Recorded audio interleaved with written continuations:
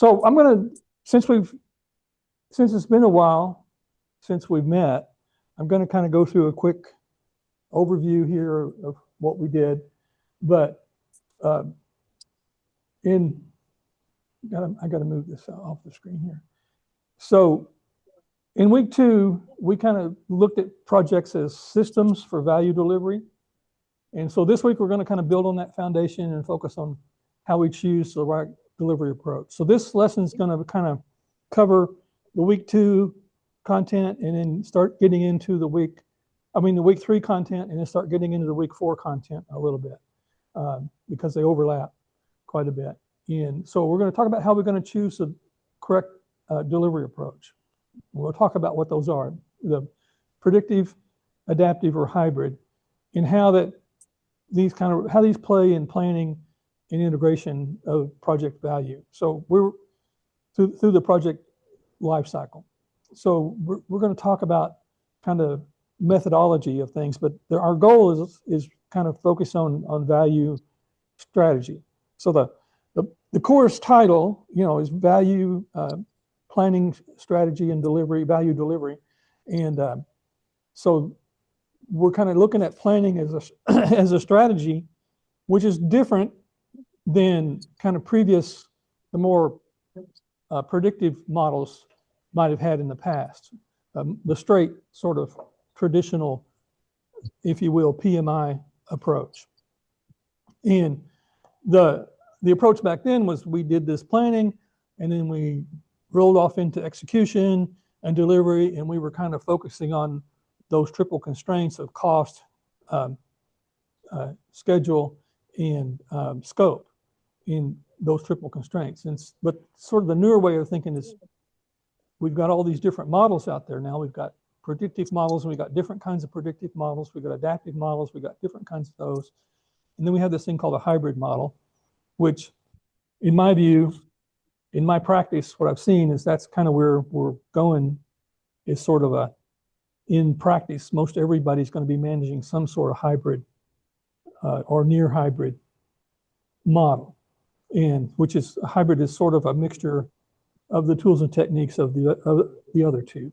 And so the course is about how do we plan for a strategy for success, for project success. So we need to look at the definition of value here before we get going. In traditional project management, we always define finishing success as finishing on time and budget and within the rights, within a reasonable scope. But in PMBOK 7 and then again in PMBOK 8, and I would encourage you all to go download PMBOK 8 and take a look at it, because we're going to start comparing them, and hopefully by the spring, at least all of my courses, and we're all kind of working, the people that teach in project management are all kind of working on getting PMBOK 8 integrated into the courses. Unfortunately, you would think as being an accredited university, we would actually get a sneak peek at it, but we don't. We get it at the same time everybody else does. And so the PMBOK 8 is there online at the PMI for download. And then the PMBOK 8 hard copy, paperback copy, won't be shipped until the 15th, which I think is, in 2 weeks.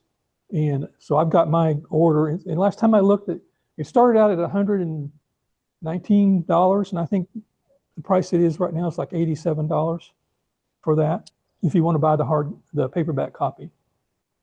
But today we kind of think of a project delivers value if the benefits kind of outweigh the cost incurred, and that includes financial benefits as well as the strategic and operational and social and educational benefits or costs. So all this matters because everything that we're going to talk about today, choosing these models, the predictive approach and hybrid approaches, it's about increasing the likelihood that we're going to be able to provide more benefit than it costs in terms of these other factors to deliver the value. And so the approach is, the approach of how we do it's not the goal. The goal is value, how we're going to deliver that value to the project. So projects operate within a system designed to deliver organizational value. And so we need to really remind ourselves that projects don't just exist on their own. So this is the review from last week. They operate inside this larger delivery system. And strategy sets the direction at the top. And then we have portfolios tell us where we're going to invest. And programs and projects deliver coordinated work. And then operations help to sustain and realize benefits over time. And I think I mentioned before, one of the newer approaches is called DevOps in the software world, and it's being applied in other areas as well. But what we do is we're combining product development and product operations into one value stream. And so the projects become features that are delivered kind of continuously through that. And I'll have some examples of how that looks in this presentation. But all this kind of matters because even a perfectly executed project can still fail to deliver value if it's not aligned with the strategy and it's not supported by operations. So if we do something really cool, but we don't have the infrastructure in the organization to support it, then we're not going to get that operational support. So the project's nobody's going to use it, right? Or if it doesn't align, then if it doesn't align with organizational strategy, then we're not going to get funding for it to keep it going. We probably shouldn't have done it in the first place. But there are a lot of projects that are good ideas in the beginning, and they kind of get later on in the project, we find out that they're not going to succeed. And for some reason, there's this fallacy that if we keep throwing money at it, it's going to get better, but it usually doesn't. And that's looking at the opportunity cost there, the sunk cost. And we want to be mindful of that when we're working on our projects. If we get to a point where we're not aligned with strategy, then we may want to just stop the project. So the big question here is that how do we choose the right way to deliver inside the system? So value emerges from the interaction across the portfolios, programs, projects, and operations, as I talked about. And so the previous side kind of showed us what value delivery is. And what we're looking at here is how it works. It's through the interaction and coordination between them. And portfolios continuously make trade-offs about where we're going to invest. And programs integrate this work in to maximize the benefits. And then the projects deliver the outputs that enable outcomes. And then operations are where the value is actually realized in the operations. It's sustained. It's like I mentioned earlier, if we don't have operations support, we're not going to be able to realize the value. And so many projects fail to deliver value, not because the project team performed poorly, but because the handoffs between these components broke down. And as we move into the different delivery approaches, we need to remember that the approach we choose needs to support interaction across the system, not just project execution. So if we think about it as a system, have some system thinking, and it's all its components, then the next step is deciding how work should be delivered within the system. And so if the value depends on the interaction across the system, then someone has to make that interaction work. And that's the role of the project manager, to make sure that works. And so value is delivered through traditional sort of management functions, not titles or methodologies. So this is sort of a practical approach. Systems and the different components of systems, they don't manage themselves. People manage projects and systems. And so the PMBOK, the whole the project management domains has kind of shifted away from thinking in terms of job titles and roles and thinking in terms of management functions like leadership and the actual function itself. And so, it doesn't really matter what we call someone these days, whether we call them a project manager, product owner, sponsor, or team lead. They need to be, we need these functions to be fulfilled as functions for your value to be delivered. So you'll see in all these different models, when you get out in practice, you'll see like in Agile, they have Scrum Masters and product owners and architects. And in regular projects, they have project coordinators and project managers and project engineers and all those type of titles. And all those titles deliver a function. And so we think about these things now in terms of functions. And that once we think about them in terms of functions, we can start looking at optimizing those functions so we can look at these functions and ensure that they align with strategy and the objectives. If we kind of look at that, and then we can provide coordination techniques. And that's my whole dissertation was all about coordination and its role in projects, specifically Agile projects. And so what I found is what they're saying here is that coordination ensures that the work and decisions don't happen in silos, that providing resources ensures that the team has the authority, the funding, and the capacity to succeed. And this is important because when we talk about predictive, adaptive, and hybrid approaches, these functions don't disappear. These roles don't just disappear. They show up differently.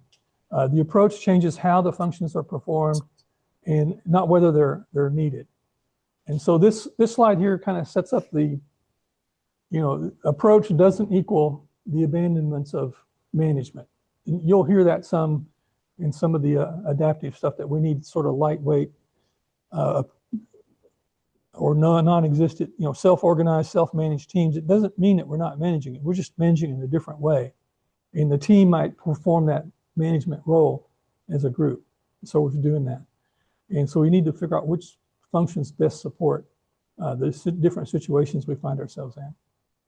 So project management is the discipline of enabling value delivery through this coordinated decision making. So in modern practice, the project manager's role is kind of beyond planning and control. Project manager can act as an integrator, as they can help to connect strategy, governance and planning, execution and value realization. They can be kind of that thread through the project that makes all that happen. And the project management role requires good judgment, leadership, adaptability.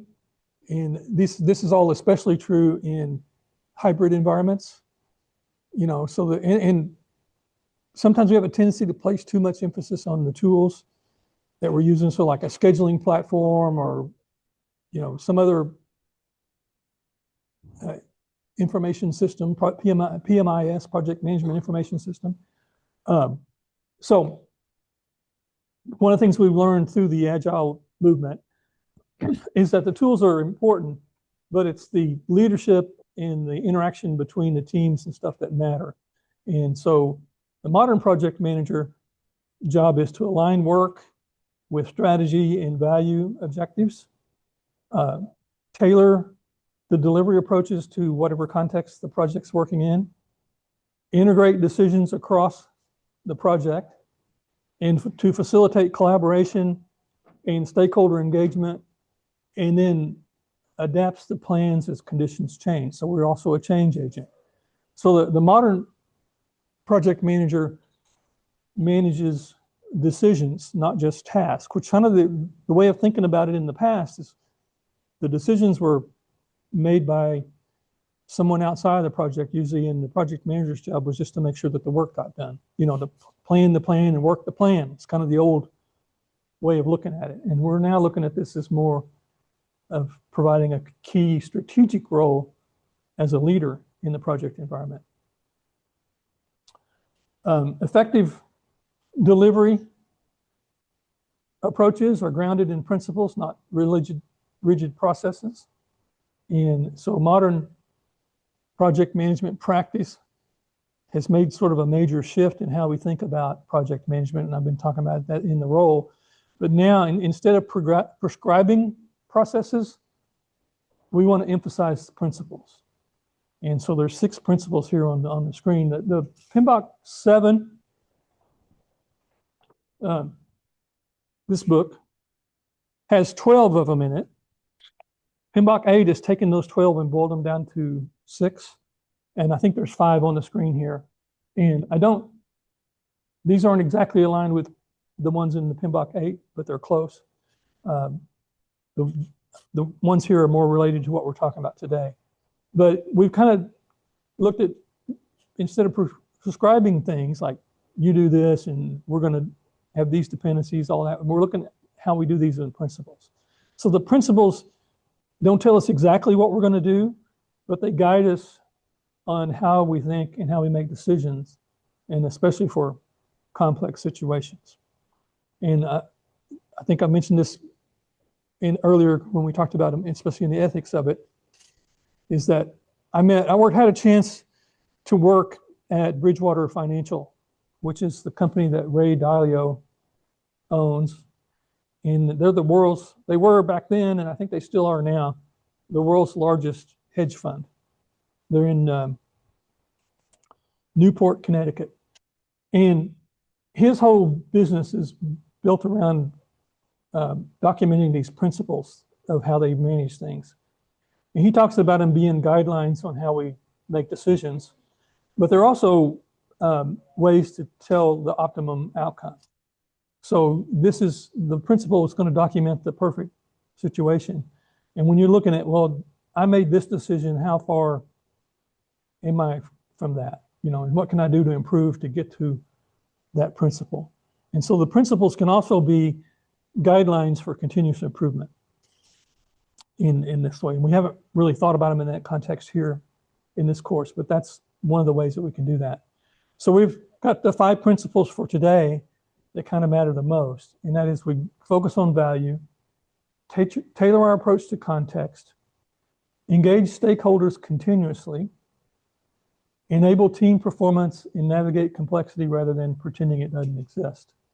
The one thing here about engaging stakeholders continuously, this is probably the biggest shift that we've seen in modern project management, that there was always a tendency to work through proxies or maybe not even engage them at all. And this has changed. That what was missing from the older way of doing things is this feedback, not only with the stakeholders, but with the team and the rest of the organizations. And so the principles are why there's no single best delivery approach, right? Predictive, adaptive, and hybrid approaches are just different ways of applying the same principles under different conditions. So I guess the next question is, how do we apply these principles in different situations? So delivery approaches need to account for both the internal and external conditions. So again, we're looking at the context, what's going on in our environment, both internal and external. And so before we can choose a delivery approach, we need to remember that projects operate within these environments, and that shapes what we can do. There's only so many things our internal environment can support, and there's only thing that our external environment's going to accept. And so internally, we have things like our culture, organizational governance, skills, and what available tools or infrastructure we have that influence how much work we can deliver. Externally, we have to worry about market conditions, regulatory requirements, technology changes, and economic forces that serve as constraints and provide around us, and they're also an element of uncertainty through these external environments. And the environmental factors matter because no delivery approach works well in every situation. So predictive, adaptive, and hybrid approaches respond differently to stability, change, and uncertainty. So as we move forward, we need to keep in mind that choosing an approach, it's not a technical decision, it's a contextual one. And so now that we've kind of reset what we value, systems and principles and context are, we're going to talk about how work should be delivered. So this concept that it's not a technical decision, a lot of organizations will settle on a strict methodology. We do,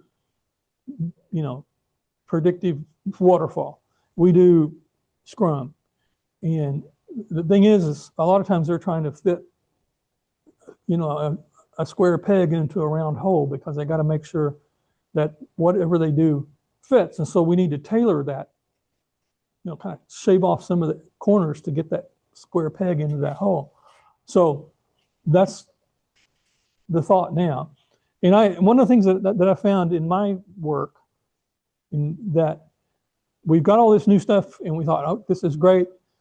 We're getting a lot more success. Well, the surveys show that while we've improved success over time, it's about 10 or 12% from what we did, say, back in the 90s.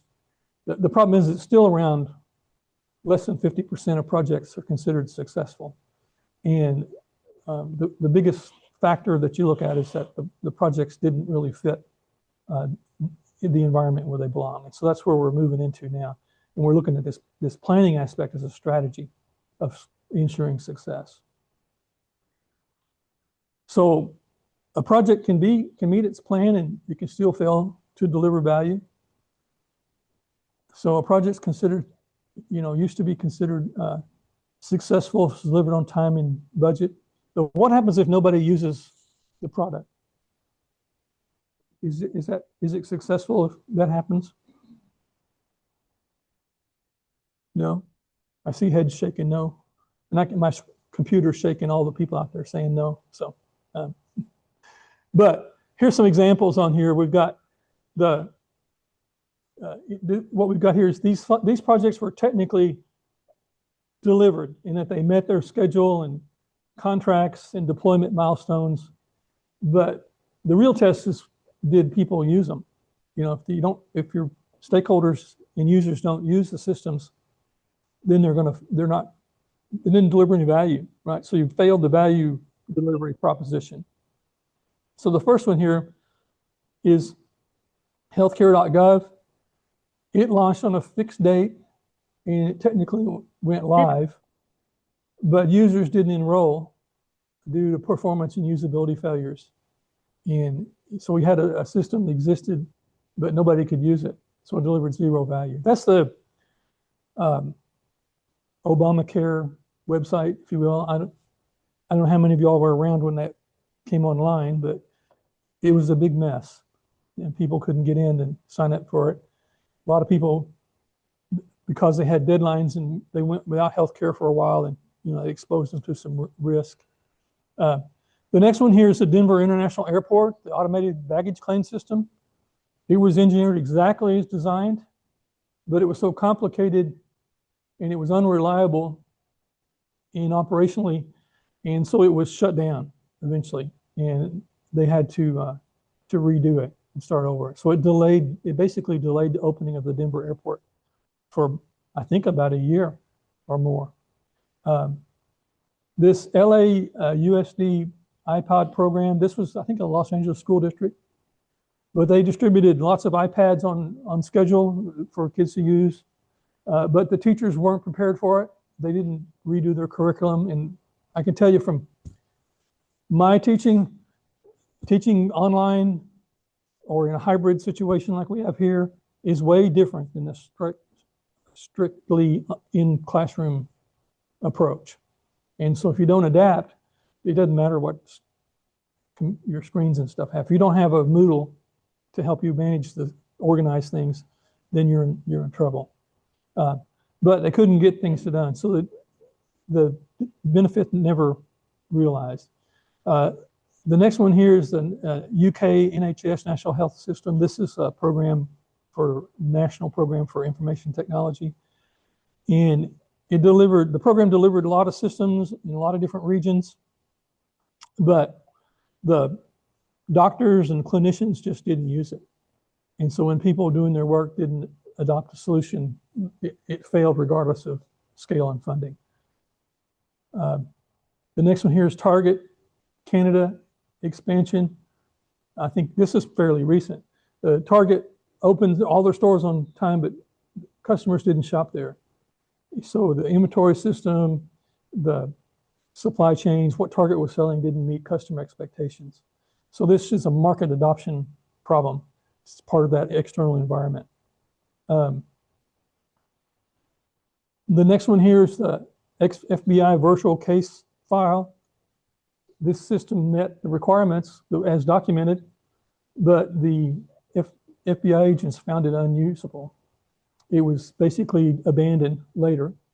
So, compliance is not the same thing as usability, right? So maybe they were, the compliance, to comply with the federal regulations, they were supposed to use it, but if enough people don't comply, then you don't have usability.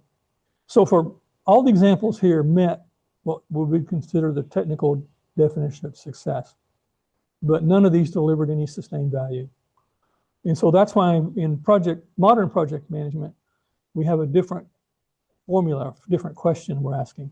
And that question is who benefits and how do we know that there are benefits? So that kind of gets into the measurement metrics part of it. These are projects that succeed when people use them, even though they may have gone way over budget, may have been technically a failure. And so these all these projects here miss their original target, original milestones, and some of them by a bunch. But they're still considered to be widely successful. And so it's not designed how closely the project follows every plan. It's defined by the value, the outcomes that we deliver over time. So I mentioned this before, the Sydney Opera House, it was hugely over budget and late. I think it was like 7 or 8 years over schedule, and I don't know how much over budget, a bunch. But it became a global cultural icon. The next one's the James Webb Telescope, which is in the news all the time these days, but it was delayed by about 20 years, I think. And it was supposed to be like $2 billion. I think it wound up costing something like 20 billion or more.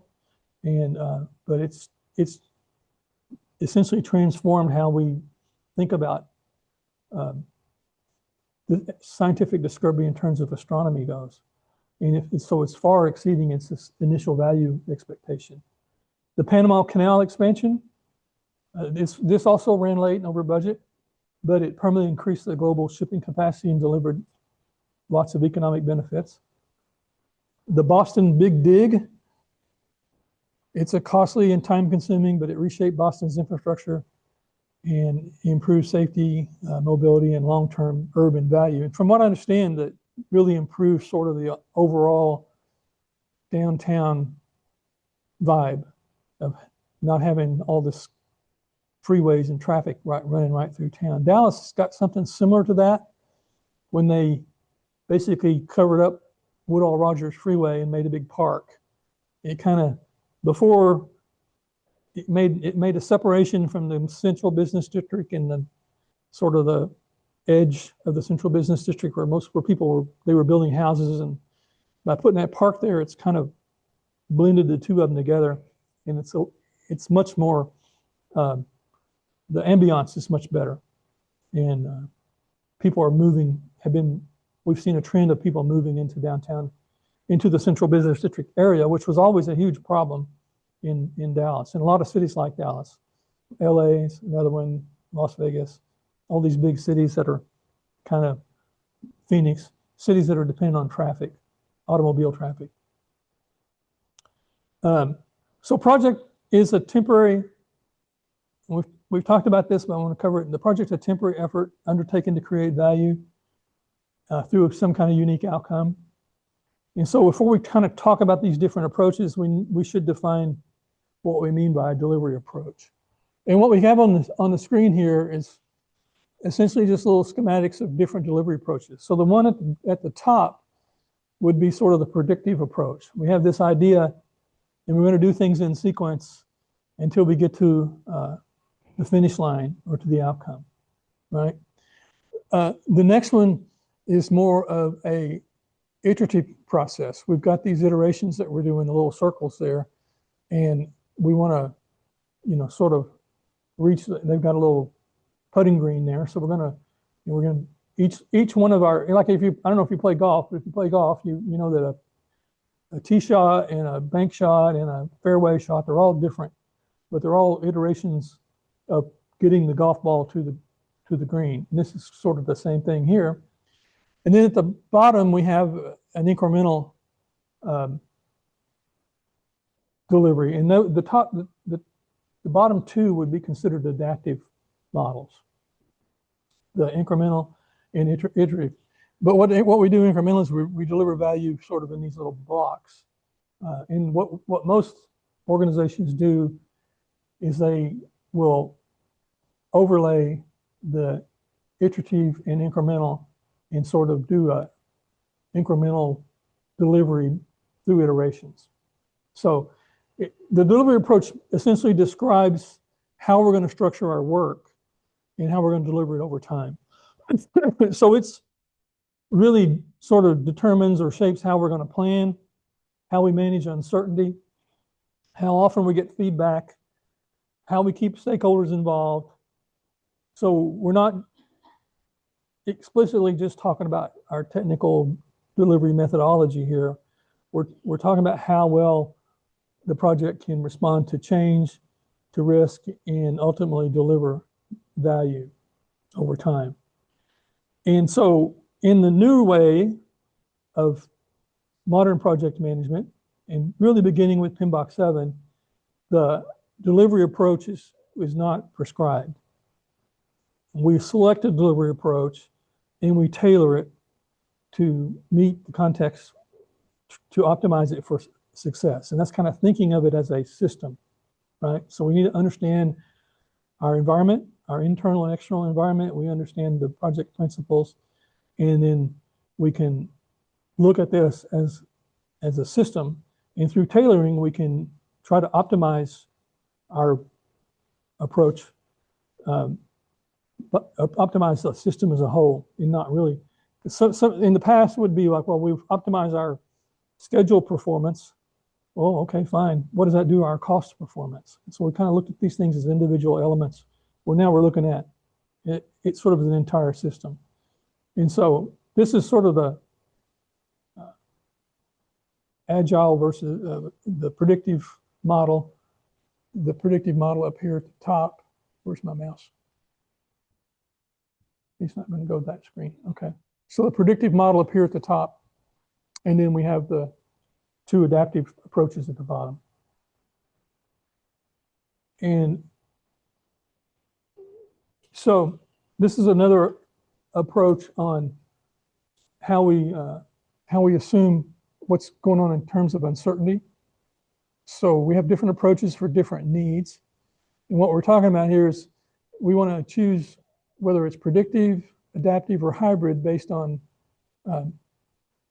sort of the uncertainty that we have, what requirements. So predictive models assume that we have a high degree of certainty. In other words, we know pretty much what we're supposed to do.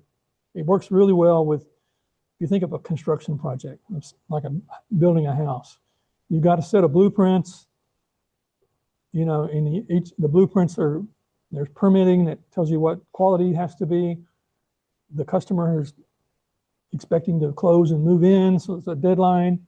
And really what a construction project is it's a lot of logistics, making sure that the materials and the facilities that you're building is in the right place at the right time, and that the people that are doing the work understand what they need to do with it, and that they can do that work when it's expected to be done.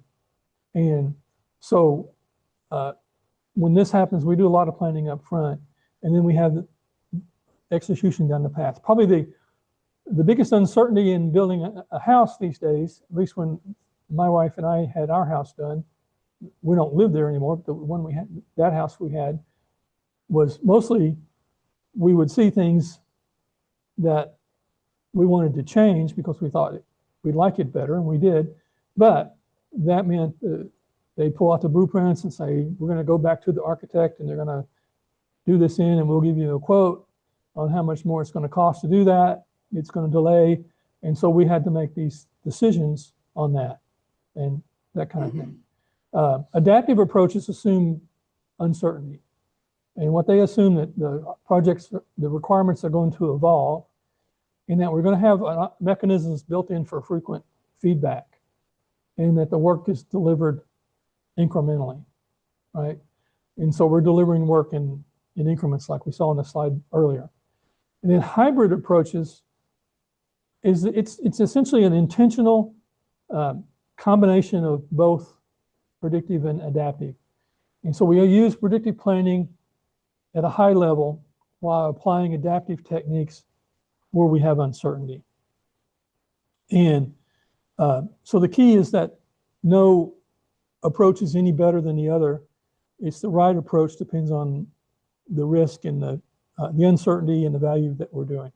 So it's really, a lot of projects these days have a physical component and they have a digital component, like a calculator, in my experience. The calculator has, or a phone, has the physical device. And that has to be manufactured.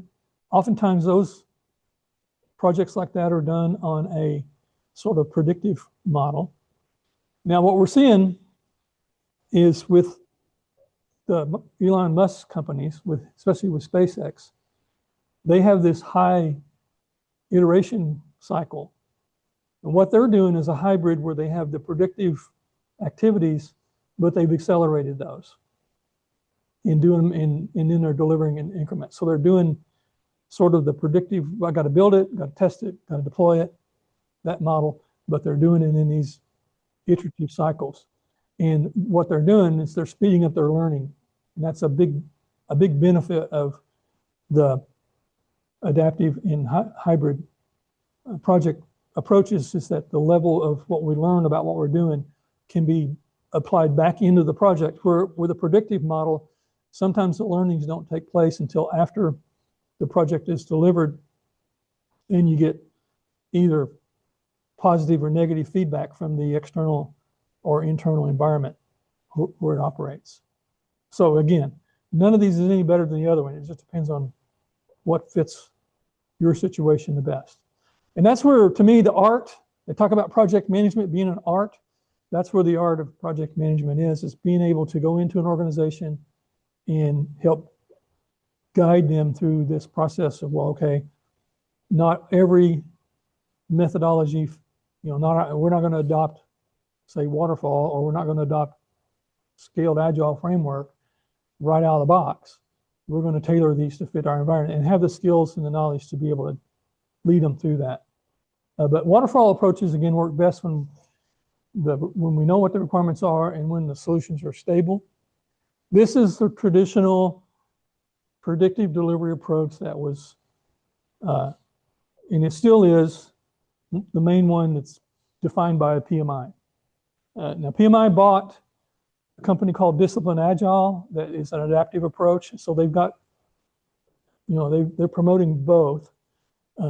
That's why in the PMBOK 7, they don't recommend, they don't say this is what's best. Where in the past, they used to say this is how we did all projects. And what they would say is that underneath all these different phases here, there's a set of tools that we use, and that most of these tools are applied on most projects most of the time. That was kind of how they recommended it.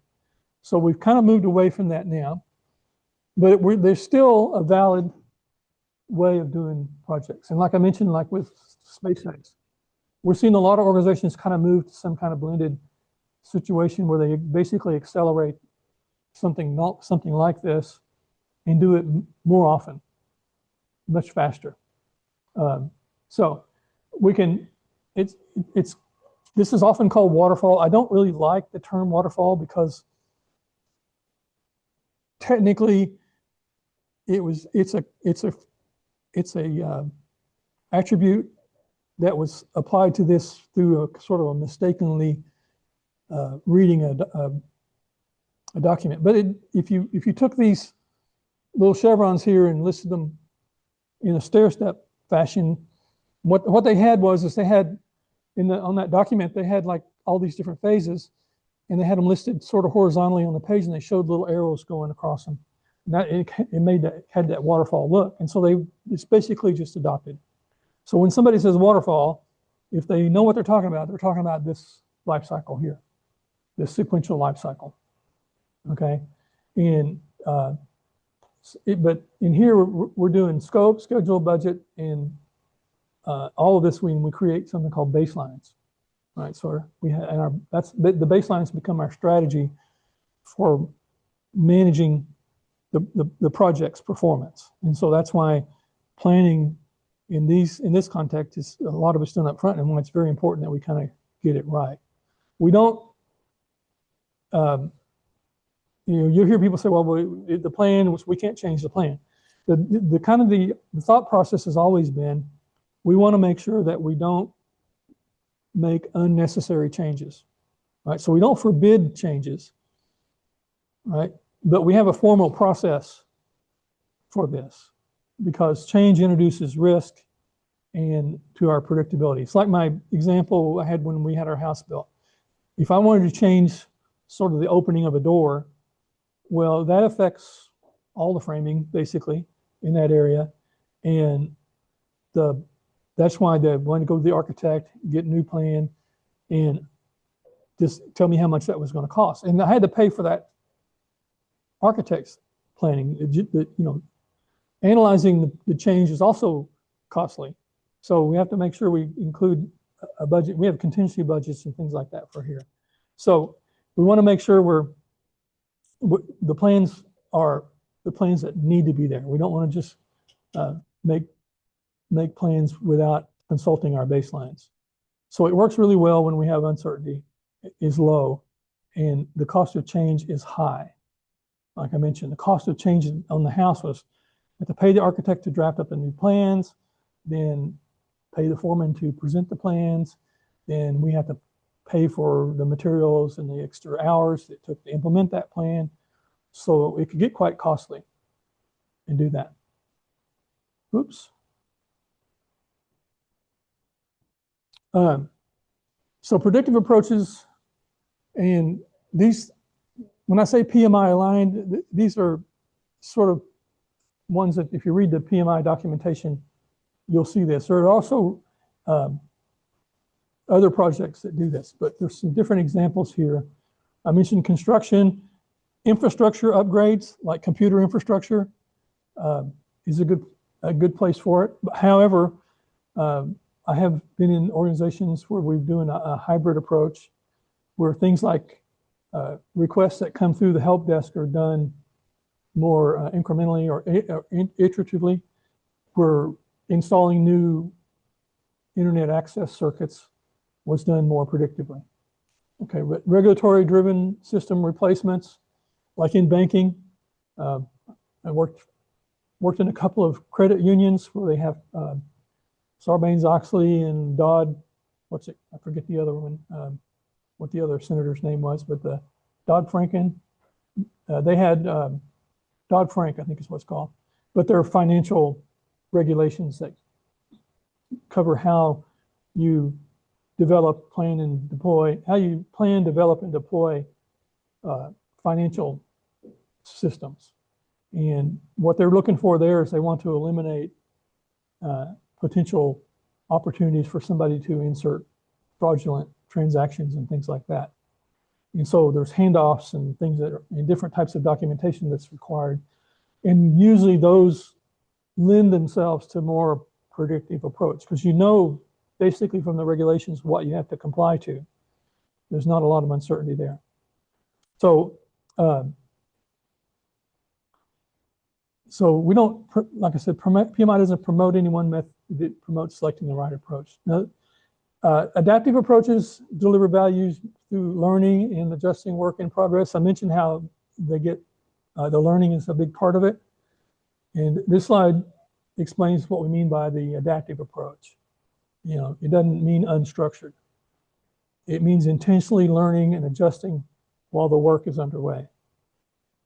So iterative work focuses mostly on learning through cycles.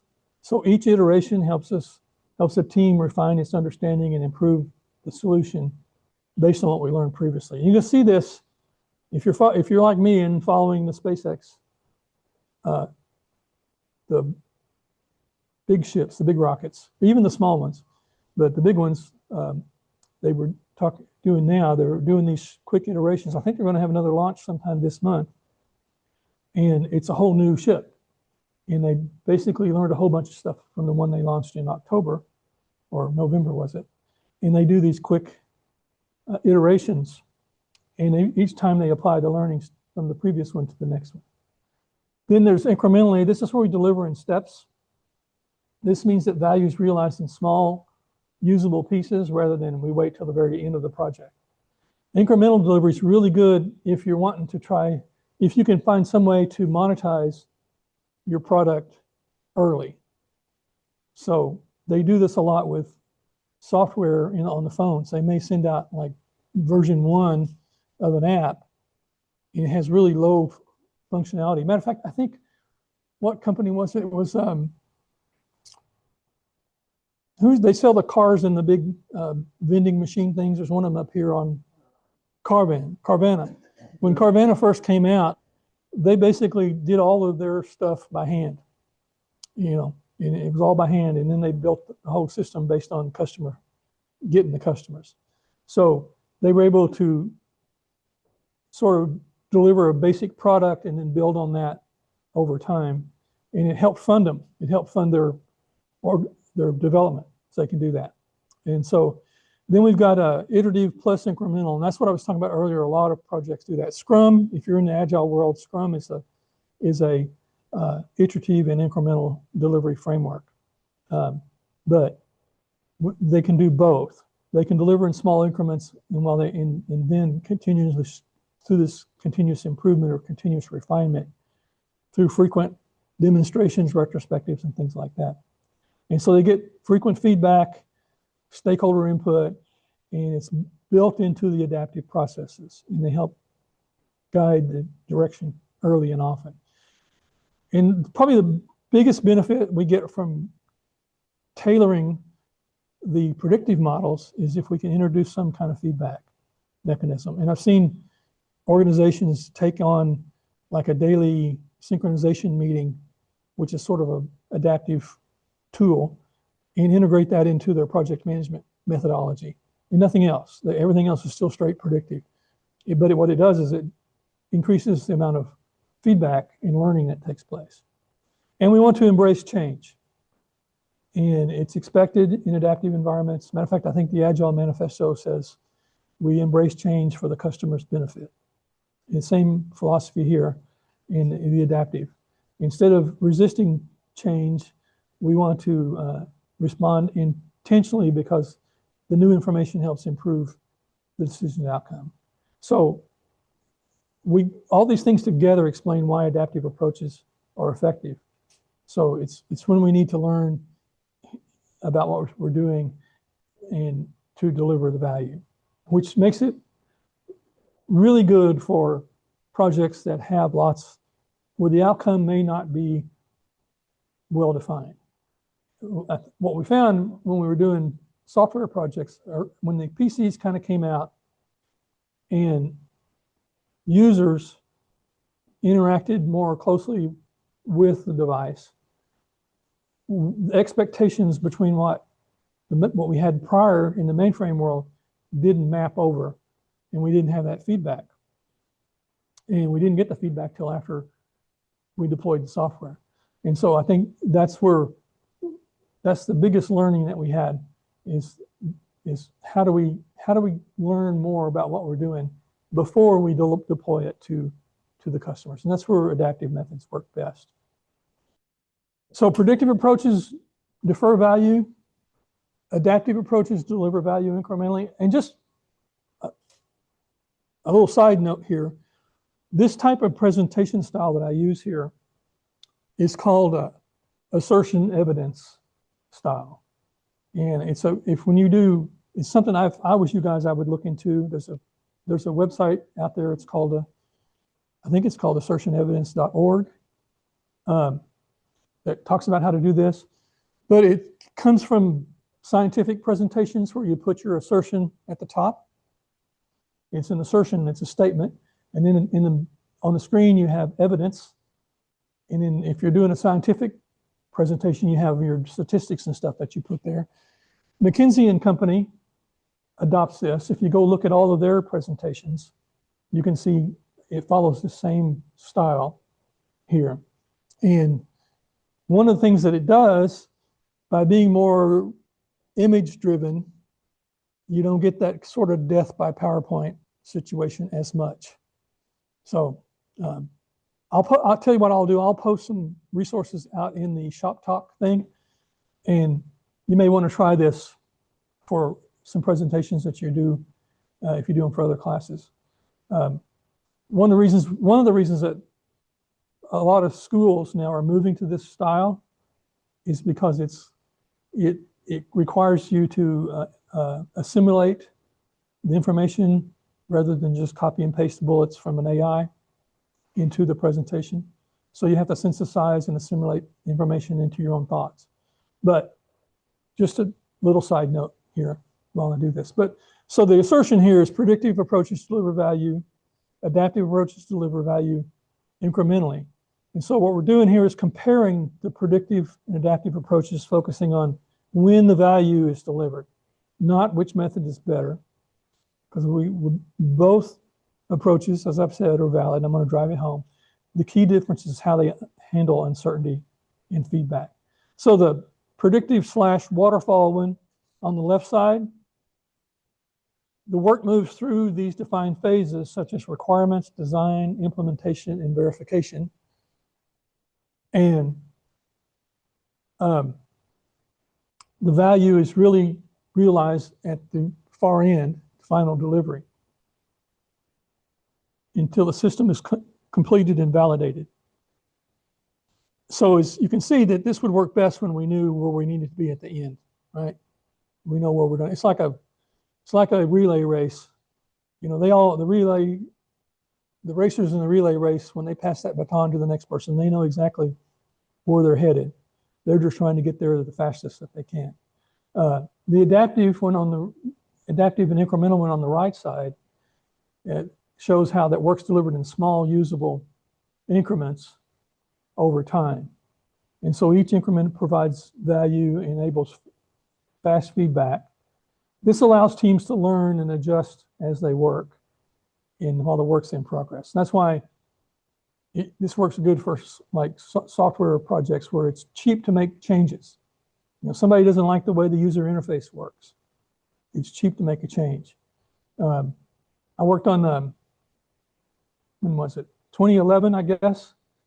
I was working at American Airlines as a consultant there on they got an internal application called NetJet, which NetJet is the employees' internet where they can, at least one part of it, they can do all their HR stuff and stuff on it, but one part of it is for them to book their employee travel benefits. So if they want to book a flight, they can book a flight. And they had hired this computer graphics UI company to come in and design the look and feel of the pages. And they would give us they'd give the development team these wireframes. The wireframe is basically a mock-up of the web page. But these wireframes were pretty sophisticated. They had all the graphics in them that they wanted, and they would just fake the functionality. You could press buttons on them. They just, it was fake functionality. But it was just to get a look and feel. Well, the team would take that and write code to make the functionality work, but it wasn't HTML or SSC or any of that stuff. So they would kind of have some decisions to make. And one of the decisions they made, and they didn't really communicate it well, was that on the tops of the pages, the graphic showed screens with rounded curves on it. Rounded, like the tabs would be rounded. Well, we would take and demo this to the customer, and they were never happy with it. And we really couldn't, they just didn't like the way it looked. And they never would really kind of verbalize it. So finally we had a big demo with the lessons learned attached to it. And we found out that the reason that the developers didn't deliver them is because at the time, with the Java version they were using, it was not a functionality that was supported by Java. So we had to have an image, an actual little image of a rounded corner to put there. Well, once we figured that out, it was cheap for the graphics company to give us an image, and it was really cheap for the team to put it there. And we we got that software delivered and everybody was happy with it. Matter of fact, we delivered it under budget, on time, and we had zero complaints about defects during the warranty period. The warranty period was like 60 days. So that was quite an accomplishment. And we got that way because we managed to align the strategy and stakeholder expectations with what the team was doing, because it was easy and quick to make change. If this had been, say, like the TI calculators I worked on, and well, this kind of happened. The French government, they have very strict requirements for what they want the calculators to look like. And those, for most people, they would be kind of strange colors. Lots of oranges and yellows and blues. The keys are all different colors. And for, most of us that do calculators, all the keys are the same color. There's nothing special.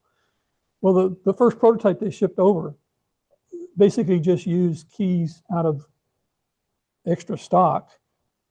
And when they got over to the calculators had to be improved by the education department over there. And when they got over there for them to look at the calculator, they focused more on how it looked than the actual functionality in it.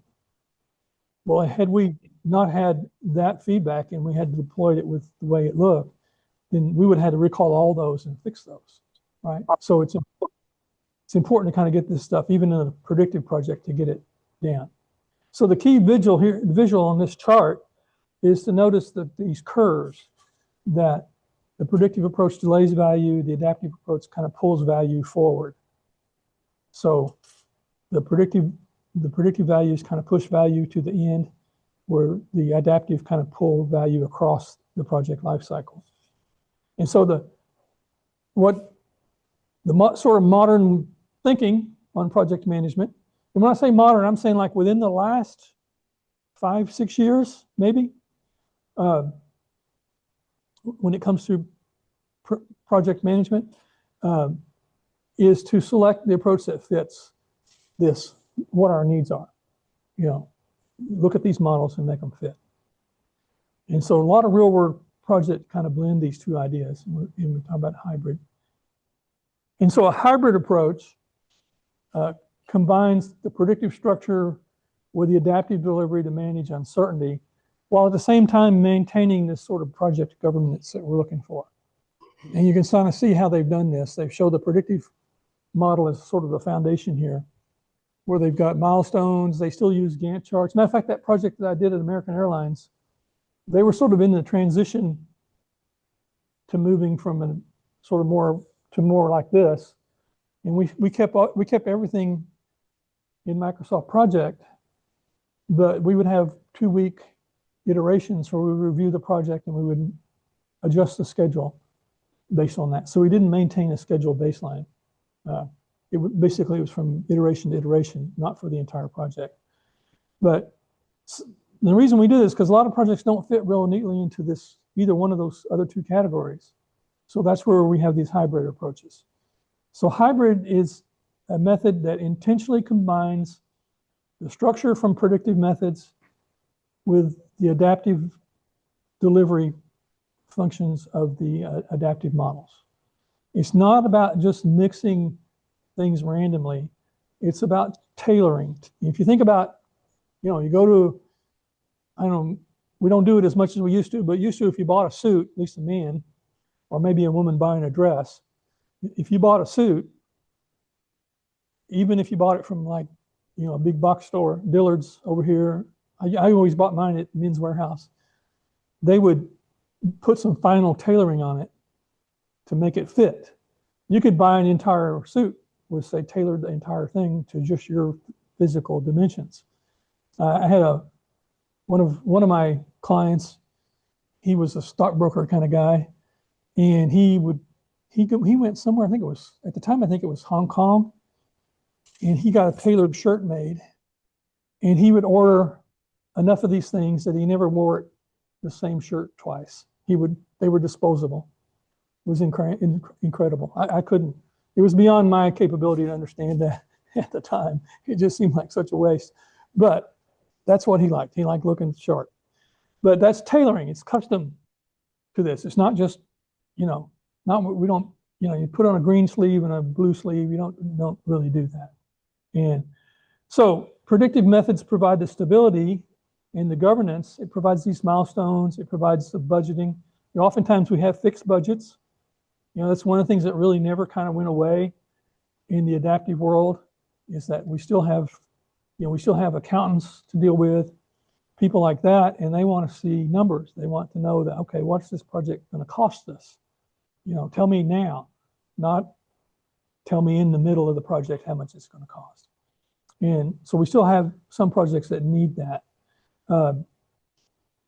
And we have the regulatory oversight.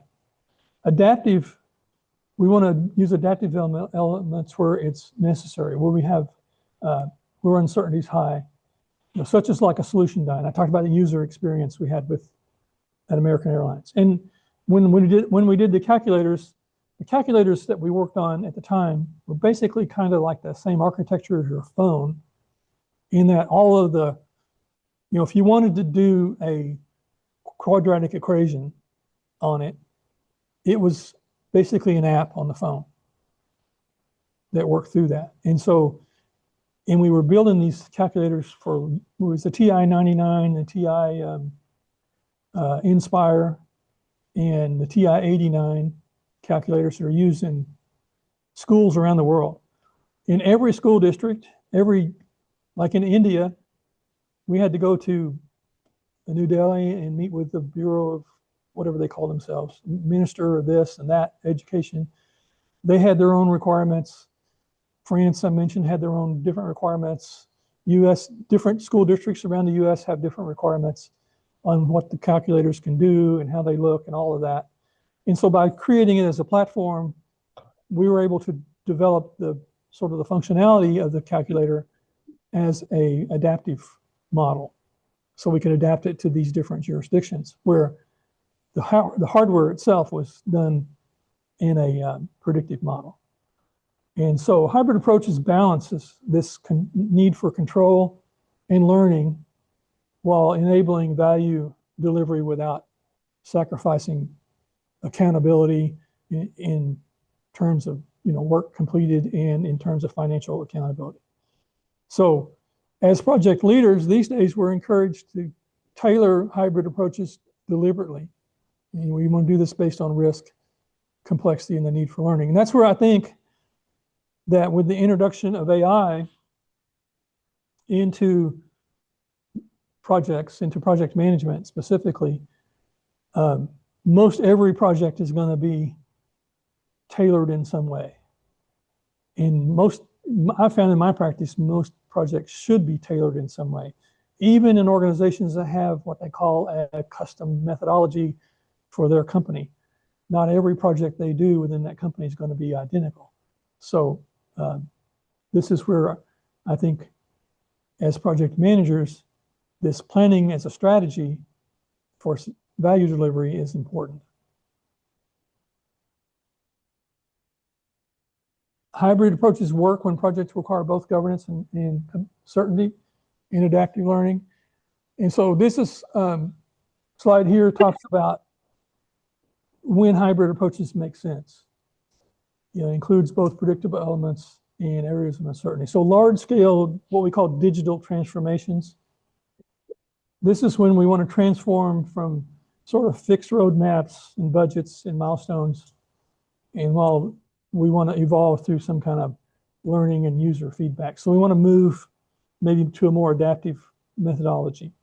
That's called a digital transformation. Regulated technology implementation here. This is where the regulatory requirements are fixed, but now we need to, how often the teams meet them, it isn't. So we can provide this kind of compliance with adaptive, this kind of sort of near-term compliance with an adaptive approach. Infrastructure with technology components. This is where we have, physical construction follows this sort of predictive planning. I talked about that. But we can embed technology and systems to benefit from sort of some more of adaptive delivery of it. So maybe you can deliver functionality early by use, especially with technological infrastructure, like internet infrastructure, things like that. Then academic and accreditation and governance projects. Standards, we have standards and deadlines, and they're all fixed. I can tell you that. Matter of fact, Amberton's up for its reaffirmation with the Regional Accrediting Board in 2026, I think, 27. I think we have the site visit in 26, and the decisions are done in 27. But we have some set deadlines. We have to deliver this report at a certain time, and they got to come out and visit and all that. And so, but we need to be able to adapt as we get feedback from them. Well, we came out and we did this visit. We'd like to see this change and that change. And so we got to be able to respond and adapt to that. So to close this up here, hybrid approaches succeed because they apply the right level of predictability to different parts of the same project. And so, the effective leadership in this role and strategy isn't about specifically choosing the method, but it's about defining the right approach for the work that we need to do. And so this slide here, the assertion is that the project approach selection depends on certainty, complexity, and the rate of change. And so what we're trying to do here is bring everything together, and this is sort of a decision matrix. This little 4 quadrant decision matrix, like it's a 2x2 matrix. I believe they were first developed by Boston Consulting Group way back in the 70s, something like that, to analyze markets. And in the SWOT analysis, we use these things in SWOT analysis as well. They're real handy especially if you've got 2 variables that you want to compare. And so we're comparing rate of change and complexity and uncertainty. And what we're doing here is that the vertical axis is complexity and uncertainty, and that's how well we understand the problem and the solution. And then the horizontal axis is the rate of change. And that's how much we expect the requirements or conditions to evolve over time. And so we've got the predictive quadrant, which is the low complexity, low change. So when the requirements are stable and uncertainty is low, predictive approaches reduce risk through planning and control and clear sequencing. So you can use this matrix like this and say, well, okay, what is my external internal environment? What can our projects do? And what is the nature of the project, and which box will it fit in? And it can help you do that. And this choosing the right methodology is what we'll really talk about in 4 next week, but it applies here. And so we'll focus on, what we'll focus on next week is project initiation mostly. And the adaptive quadrant, so when uncertainty and change are high, adaptive approaches perform best by enabling learning, fast feedback, things we've talked about. Then the hybrid zones, the middle and mixed conditions, and many projects fall between these, and so we need to intentionally combine it. So the goal here is not to just pick a method. It's to really look at which one fits your situation best. And you can use this metrics to answer the question of which method should I use? And so then you need to ask, what makes this project, what do the project need to succeed? And so that can answer that question when you do that. So project tailoring. So this gets us into the project tailoring, and how do we get to hybrids? And tailoring, the kind of the thinking today is that we're going to do some type of tailoring on no matter what approach we use. We use a predictive approach. We might not need to do earned value to track performance. Project may be too small for that, or our organization just doesn't deal with it. We may not need to have a really detailed Microsoft project schedule. We might be able to do it using a Kanban board, something like that. So we're going to tailor these. We're really going to nowadays probably tailor everything we do. We may tailor it once for our environment and then maybe adapt it as we have changes. It's not like we're tailoring for every single project.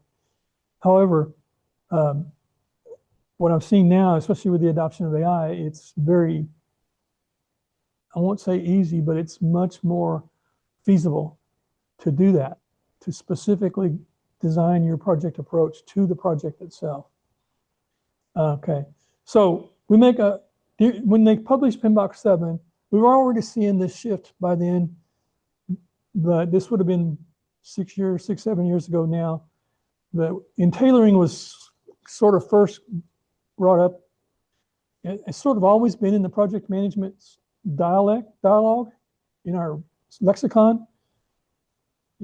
It's kind of like there's another concept called rolling wave planning, which is more of an adaptive sort of planning approach. But rolling wave planning has been in the project management lexicon since I've been around, which would have been in the mid-90s, so 30-something years. But it wasn't really emphasized much. Where now, tailoring is kind of emphasized. Mainly because of technology, I think, has allowed us to be able to do it, as I mentioned, the AI stuff. But it means intentionally adapting the delivery approach, governance, and practices to the project-specific context. And this concept, as I mentioned, applies to all approaches. Predictive projects are tailored, adaptive projects are tailored, and hybrid projects by definition are tailored projects. So the goal here is not to follow one methodology perfectly, but to increase the likelihood that value is delivered under real-world constraints. So tailoring is intentional. They're not subjective or arbitrary. They're driven by some tangible factors. So uncertainty influences how much we plan up front versus how much we learn as we go. Complexity affects coordination and integration needs. Risk determines how much control and oversight is appropriate. Stakeholders influence feedback cycles and decision authority. Governance constrains how flexible the project can be. And so when we choose and adjust the delivery approach, what we're really doing is making a set of tailoring decisions, even if we don't label it that way. So approach selection is really the first major tailoring decision. So what approach we select is our first decision. So I've got a little checklist here. So to tailor the approach to fit the context and value goals. And this checklist is meant to be a practical way to think about tailoring before we select or adjust a delivery approach. So we start with value and strategy. What's the problem we're trying to solve, and how and why does it matter? And then we think about, we consider the uncertainty, the risk, and the complexity. And then these factors are going to influence how much structure versus adaptability is appropriate. So, stakeholders and governance shape our feedback cycles and decision authority. And then we got to consider the team itself, finally, its capability and its autonomy. And so we need, the checklist doesn't tell you which approach to use, it just kind of helps you justify why a particular approach fits the context. So the checklist here starts with the value and strategy. What value is the project expected to deliver, and how will success be measured beyond time and cost? Then we've got requirements and uncertainty. Are the requirements stable or expected to evolve, and how much? And is the solution well understood, or is an exploratory type solution? Risk and complexity. What is the cost of change or failure? What is the cost of change or failure? How complex are the technical and organizational and stakeholder environments? Stakeholders and governance. How often is feedback needed? What's the level of oversight, approvals, or compliance is required? And the team capability. What skills and experience does the team have? How much autonomy can the team realistically support? And so these are questions we can ask ourselves in this checklist of whether the level of tailoring that we need to do. And so this slide here is to that all delivery approaches require tailoring, and what changes is how the tailoring is applied. And so this is kind of a graphic to show you that what we might be able to use here. They've got some tailored processes here at the bottom of the predictive one, which might be artifacts that we tailor in here. Then we've got the adaptive approach. We might tailor our iterations, time boxes, our roadmaps at the bottom. And then at the hybrid approach, we might tailor any of that kind of stuff. So it just kind of, this slide's kind of meant to say they all are credible and provide value.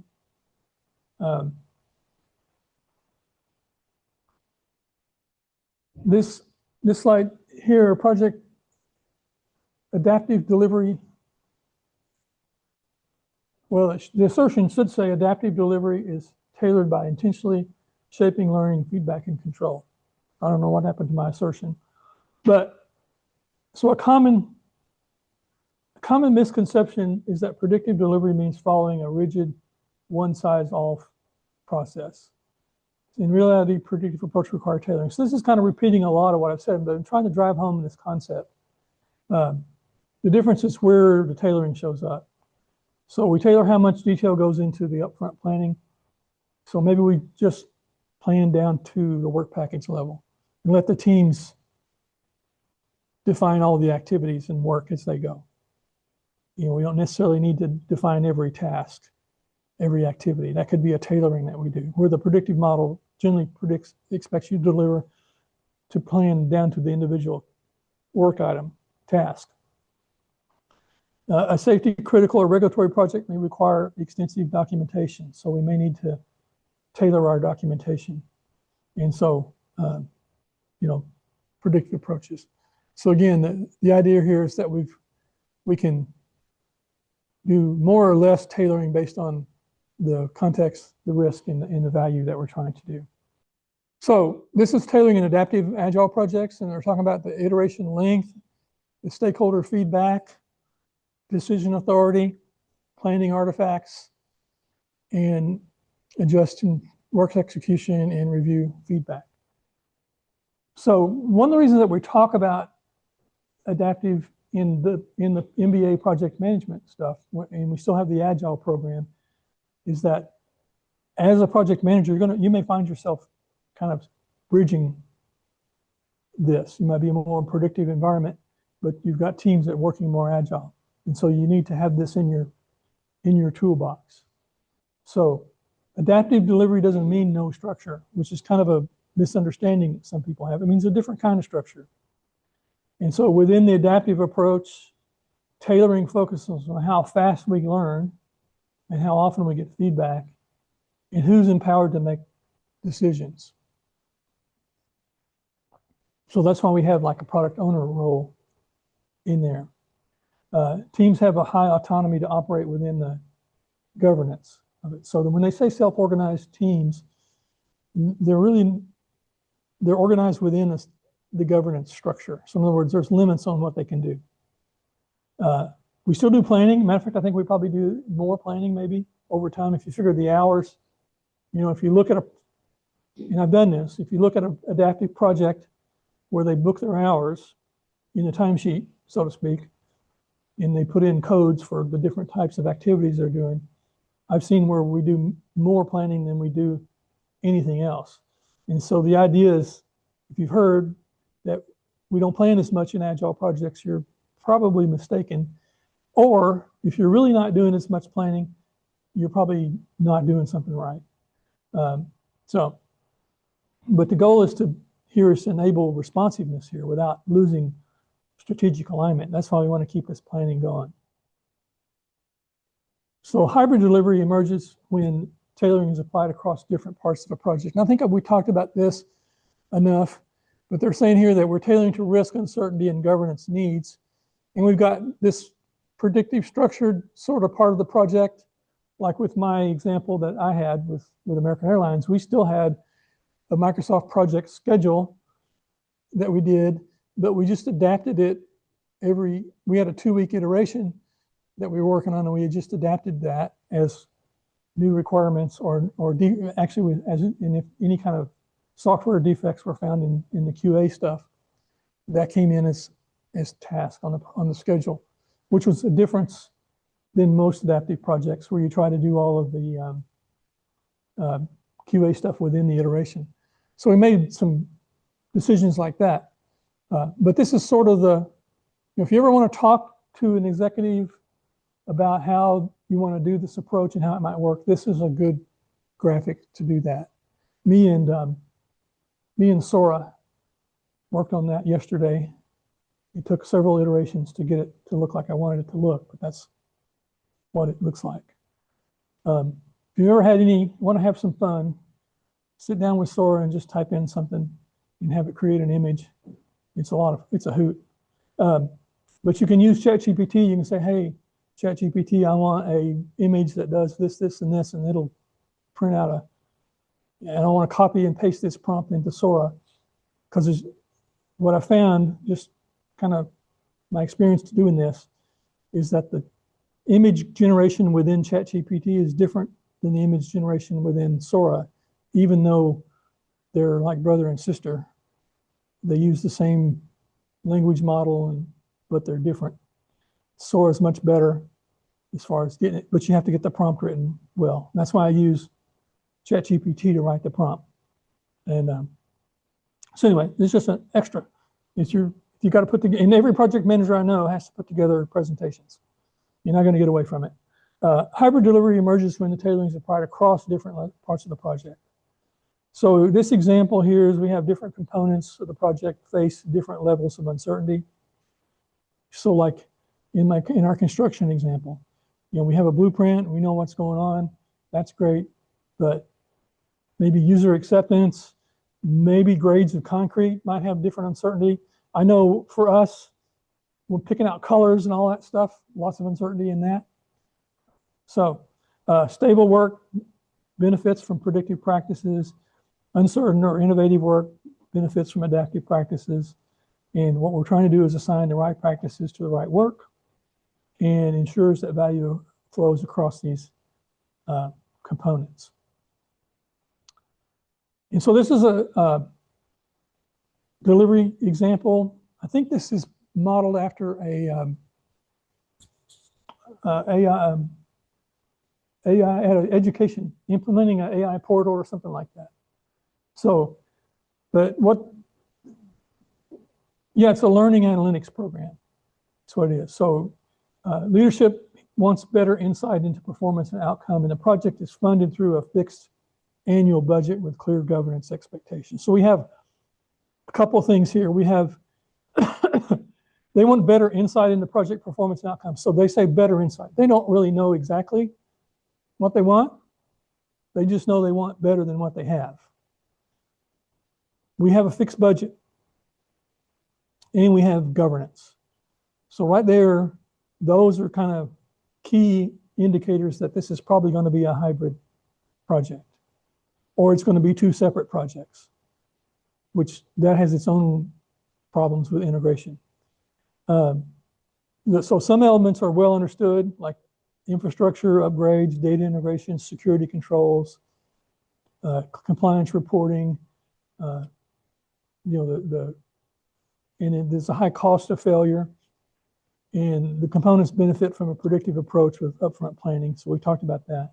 The other elements are uncertain, like dashboards. What do they want it to look like? What kind of models they're going to use for analytics? What sort of decision support features do they want? They evolve over time.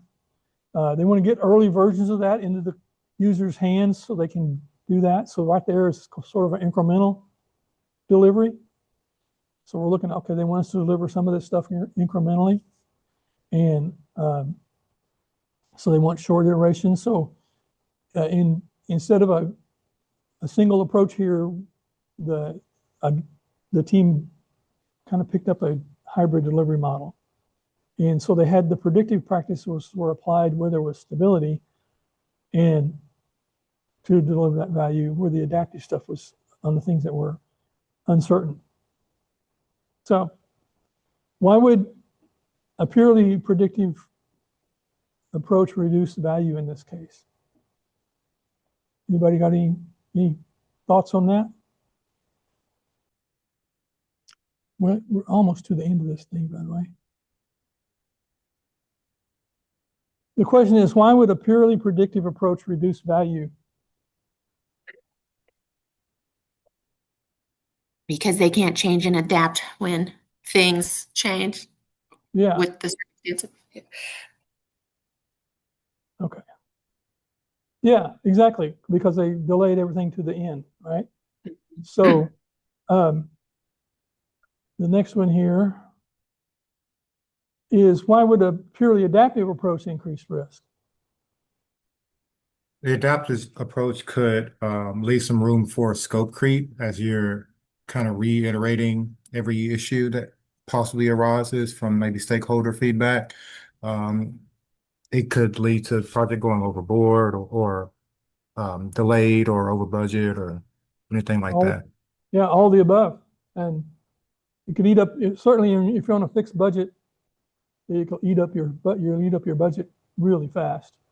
And that causes a lot of other problems. So which tailoring decisions are most critical to making hybrid work? Ones that have to do with uncertainty and what we're going to learn. So that would be the ones that matter. And so we got some integration features would most likely to occur. So we're going to need to integrate those adaptive outputs to our predictive cycle, or predictive schedule, right? So we want it all to kind of come together at the right time.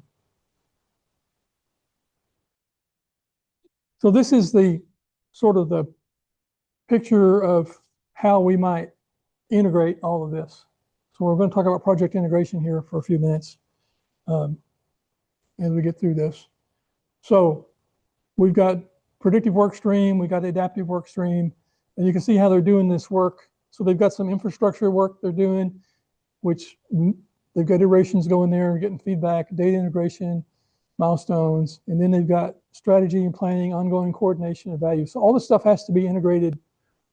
These milestones would be their fixed milestones, which would be follow more predictive. So you can see how each step has its own predictive stuff. Then they have an adaptive work stream, and so they need at each milestone, they're going to need to integrate that, which basically means bringing it all together into a single point of measurement so we can see where the project is at. Okay, so we'll talk a little bit about project integration and then we'll call it a day. Project integration is what holds everything together. As we saw earlier, it brings everything together.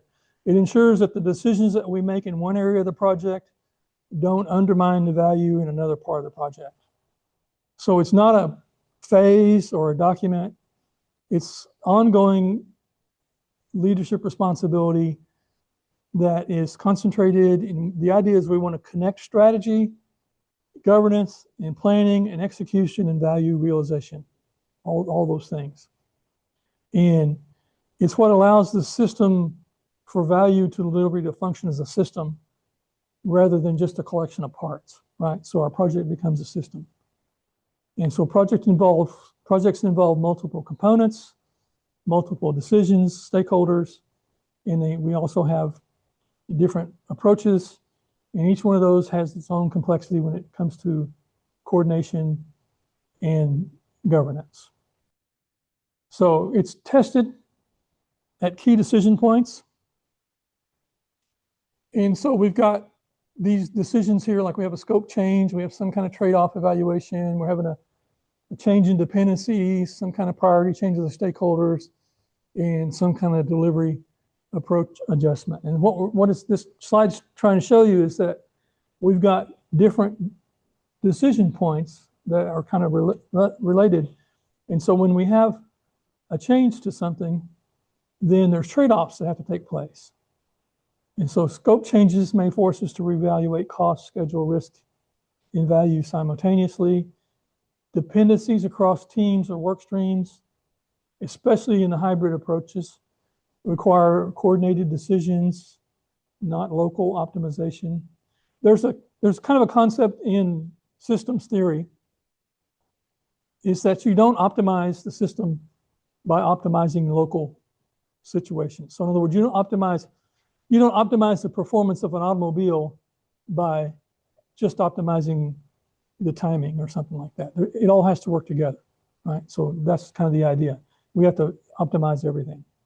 And so when we make decisions, like when stakeholder priorities change, a lot of times they'll change mid-project.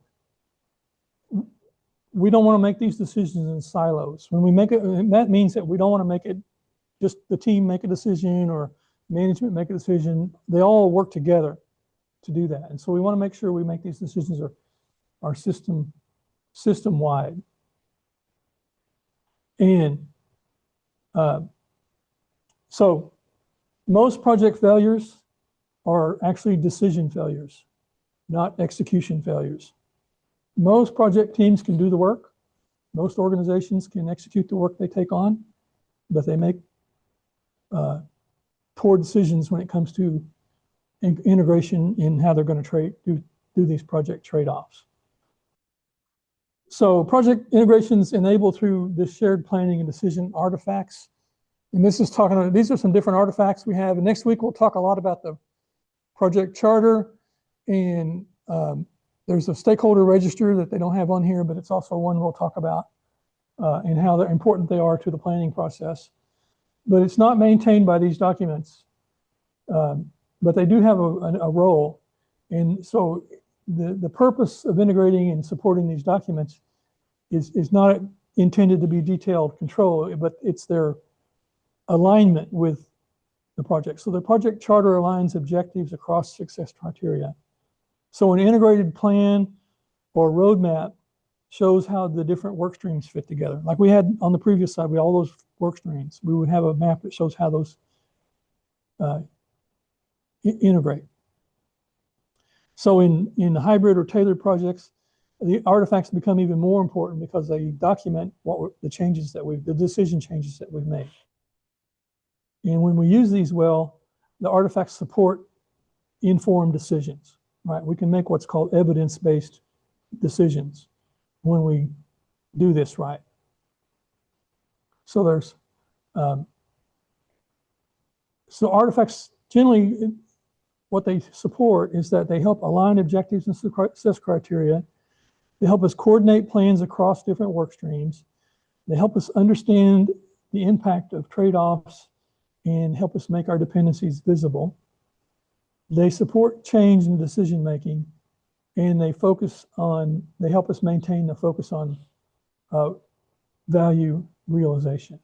And what's up here on the screen is some common artifacts: project charter, business case, integrated project plan or roadmap, assumptions, risk, and dependencies, change decision support registers, and value realization measures. So these artifacts, documents mostly, support and inform decisions. And one thing to think about these, in terms of coordination, when we're talking about coordinating projects, the activities, these artifacts become what's called boundary documents, coordination boundary documents. So how we're coordinating from one group to another or one activity to another.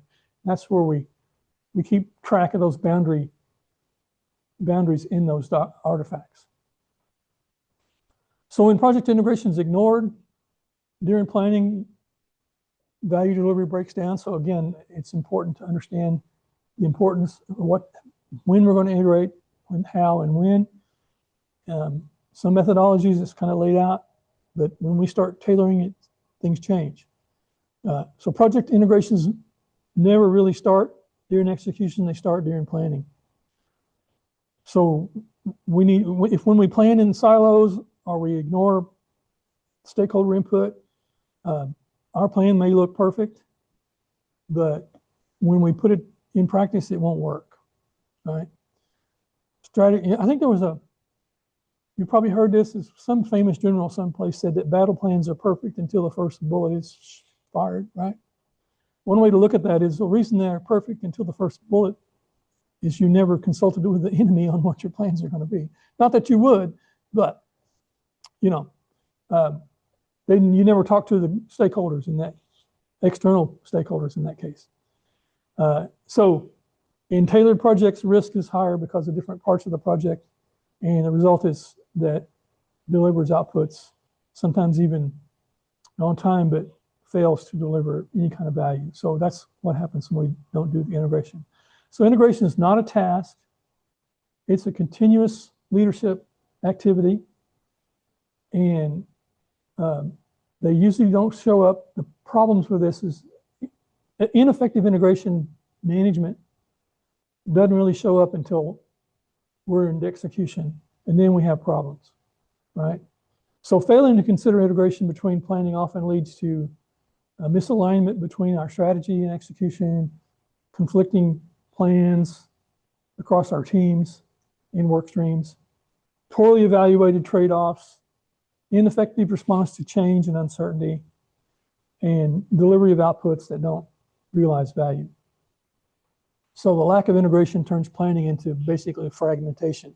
We're just kind of stabbing in the dark, so to speak, if we're not taking into account the integration part in planning. So when we start talking about project initiation next week, we're going to talk about that with the intent that all these artifacts that we develop are all integrated together to work together as a consistent system, not individual pieces. So project integration determines whether planning decisions translate into realized value, which is what we've been talking about. It's not something that we do once. It's how you think about your planning decisions and the trade-offs across this project lifecycle. So as projects become more tailored and hybrid, the role of this integration becomes more critical, not less. In other words, more complex and more. So the real question for us as project leaders is not whether change is going to occur, but whether the project is integrated well enough to absorb that change or respond to that change without losing sight of its strategic and value delivery. And so we want to make sure that strong planning isn't about predicting the future. It's about staying aligned with when the future changes, right? So it's not about prediction, it's about alignment. And so when we move more into planning next week, we'll keep that in mind. So we saw those projects earlier where they basically were considered failures, probably because they weren't planned well. They didn't integrate change. We also saw the ones that were successes. They were able to adapt and do that. So it's project integration is about alignment with strategic. It aligns the teams, the strategy, the change process, the uncertainty, all of those things. And it's a strategic element of our planning. So to wrap things up here, we've talked about that projects don't exist in isolation, right? They operate within a systems designed to deliver value. In that different approaches, predictive, adaptive, or hybrid, they're not goals in themselves, but they're tools that help us intentionally tailor to context, to what's going on, to our internal, external environments. And as complexity increases, integration becomes the critical factor that keeps us aligned. And this is sort of the role of the modern project manager, is not just to manage tasks, but to enable value delivery through informed decisions, that evidence-based decision that I talked about. And in the evidence-based, or what's called empirical decision-making, empirical means evidence, scientific evidence, is something that the medical field has been doing for a long time. And you wouldn't want to take on a medical procedure that wasn't fully vetted with good data. Same as here, we don't want to undertake a project if we don't have good information. Or if we do take it, we don't want to understand what information we may have or don't have. And so as we move forward in the course, we're going to be talking about everything's kind of built on these foundations. So we've taken basically the first 3 weeks to sort of lay the foundation for the planning, and we'll focus mostly on predictive planning going forward with those artifacts. And I'll integrate in some of the adaptive stuff where it makes sense. And I'll also talk about how you might want to tailor some of these artifacts to fit different situations as we do that. So having said all of that, you guys have any questions? Hello, Tracy. Hi. Yes, I have two questions. Sure.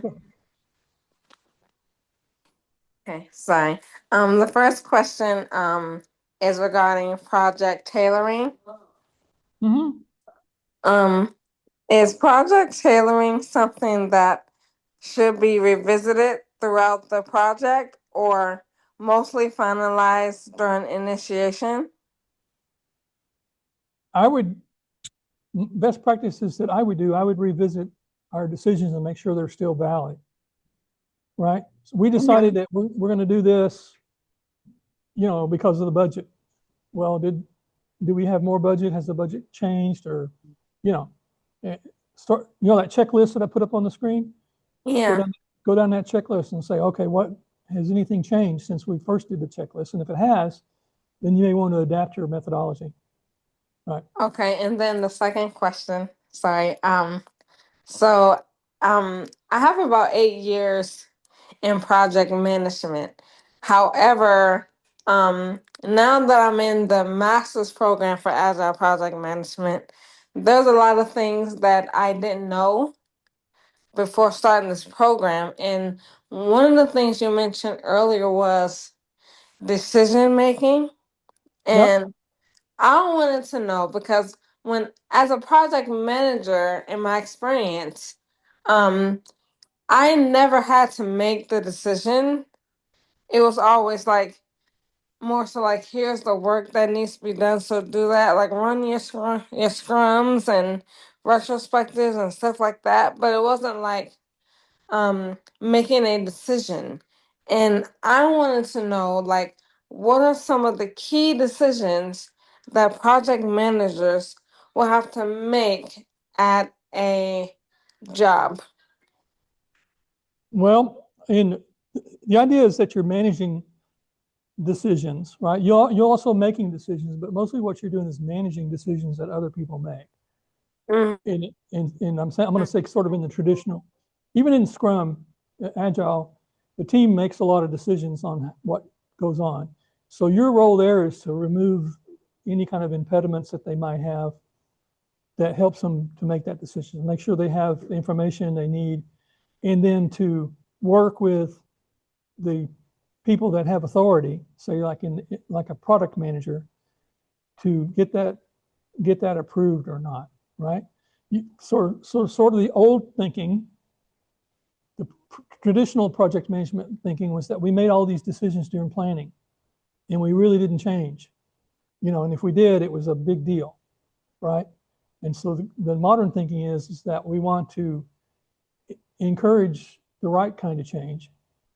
And so we may need to help the teams make those decisions or recommend those decisions or help stakeholders make these decisions, because we should have, as project managers, a better perspective of the project in terms of how it is working in the internal and external environment. And so you can work as a change or a decision facilitator in that role, right? Yes, I just had a question regarding the discussion board, Dr. Mhm. Darnell. So I know you said on the academic integrity thing that anything above 15% on Turnitin will be deemed unacceptable. But on the discussion post, I just like copied and pasted the question for the first one, and it's showing like 25%. So does it get like automatically dismissed, or do you just like look at it and then? I'll look at it. Okay, okay. I just And wanted to make sure because even with like common words, even on the second one, it's showing at like 18%, but it's just highlighting like common words. So, yeah. Really what I worry about is the main text. So common words, and it's supposed to ignore headings and APA reference listings and stuff like that. I'm not sure if it does, but I know it picks up like the question, like if you copy the question, like you said, into your response, it's going to see that because it's been indexed in our database, and it's going to match and say, hey, that matches what's at Amerton. I don't worry about that. But if you get down to the body of the text and it says it matches, say, 80% of some place in, you know, Arizona State University, well then, yeah, I'm probably going to say, you know, it's okay to reference that stuff, but you need to redo it in your own words. Right. Got it. Right. Thank Yeah. you. Okay. It's just, it's the reason, and a lot of people, I'm going to say this because a lot of people don't understand. It's not that we're just trying to fight plagiarism. That's one thing. And I don't want to be the plagiarism police at all. That's why we have turned in, and you know, I really don't make a big deal of it. I see my role as kind of a coach here. So if somebody comes in and has a high score, I may reach out and say, hey, have you tried doing this? And you know, I'm trying to coach you to write better. And by learning to write better, you learn to think better. Okay. So one of the big problems we have in society in general nowadays is we've kind of lost the ability to apply critical thinking in what we do, right? We just take things for face value. And so a good question to ask yourself, just in general in life, but in project management especially, is if you recommend something to somebody or you want to do something, like one of these decisions that we talked about here, and you have some idea of what you want to do, ask yourself, how do I know that?